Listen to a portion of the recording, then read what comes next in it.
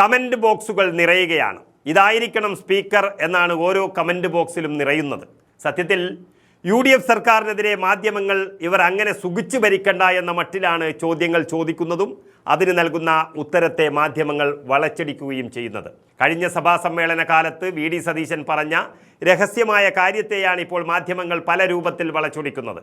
എന്നാൽ അങ്ങനെയുള്ള ആളല്ല നമ്മുടെ മുഖ്യമന്ത്രി എന്ന് പറഞ്ഞുകൊണ്ട് ഏത് വിഷയത്തെയാണോ മാധ്യമപ്പട ഊതി വീർപ്പിക്കാൻ നോക്കുന്നത് ആ വിഷയത്തെ ഇല്ലാതാക്കുകയാണ് കഴിഞ്ഞ ദിവസം സ്പീക്കർ തിരുവഞ്ചൂർ രാധാകൃഷ്ണൻ ചെയ്തത്. കുട്ടനാട് മൂലം വള്ളംകളിക്ക് പ്രാദേശിക അവധി നൽകുന്നതുമായി ബന്ധപ്പെട്ട് മുഖ്യമന്ത്രി VD സതീശൻ സഭയിൽ നടത്തിയ പരാമർശത്തെ മാധ്യമങ്ങൾ വലിയ വിവാദമാക്കാൻ നോക്കുമ്പോഴാണ് സ്പീക്കർ തിരുവഞ്ചൂർ കൃത്യമായ വിശദീകരണവുമായി രംഗത്തെത്തിയത്. ജൂൺ 29 നടക്കുന്ന മൂലം വള്ളംകളി പ്രമാണിച്ച് കുട്ടനാട് താലൂക്കിന് അവധി അനുവദിക്കണമെന്നാവശ്യപ്പെട്ട് UDF MLA റജി ചെറിയാൻ സഭയിൽ സബ്മിഷൻ ഉന്നയിച്ചിരുന്നു.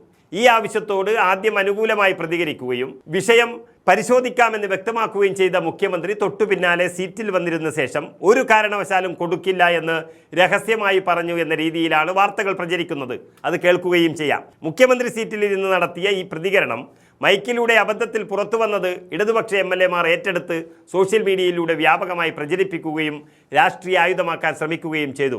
എന്നാൽ മുഖ്യമന്ത്രി VD സതീശൻ ഒരിക്കലും കാര്യങ്ങളെ നെഗറ്റീവായി കാണുന്ന വ്യക്തിയല്ലെന്ന് വ്യക്തമാക്കിക്കൊണ്ടാണ് സ്പീക്കർ തിരുവഞ്ചൂർ രാധാകൃഷ്ണൻ മുഖ്യമന്ത്രിയെ ശക്തമായി പ്രതിരോധിച്ചത്.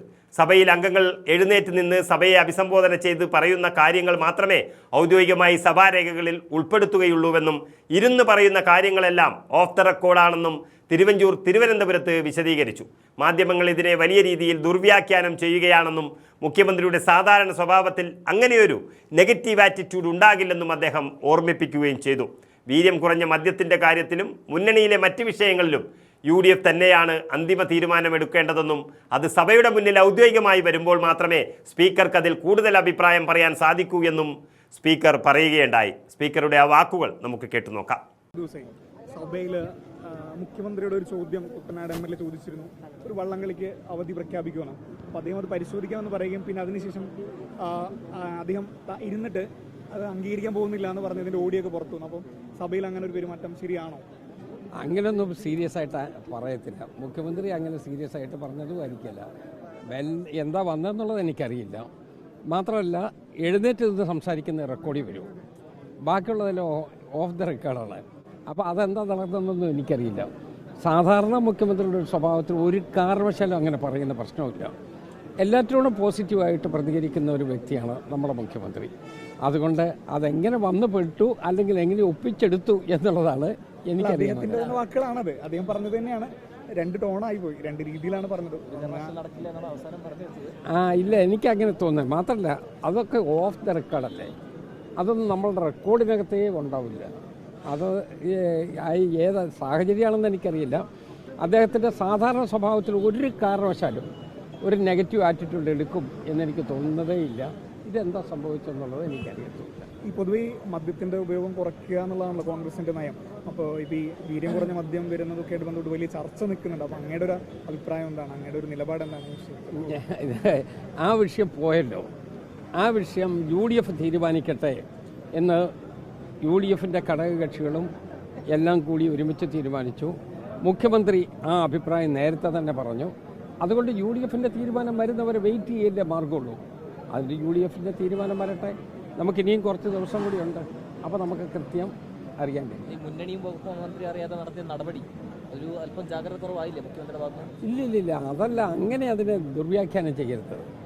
അവിടെ ഒരു ഒപ്പീനിയൻ പറഞ്ഞു, ഉണ്ടെങ്കിൽ ഇതായിരിക്കും, ഉണ്ടോ ഇല്ലയോ എന്ന് തീരുമാനിക്കുന്നത് UDF-ആണ് എന്ന് പറയുമ്പോൾ അവിടെ പ്രശ്നം അത് ഒരു കോംപ്രമൈസിൻ്റെ ലൈൻ കിടക്കില്ല. അവിടെ ഉണ്ടെങ്കിൽ ഇതായിരിക്കും ടാക്സ്, ഇല്ലാത്തതിൻ്റെ ടാക്സിൻ്റെ പ്രശ്നമില്ലല്ലോ.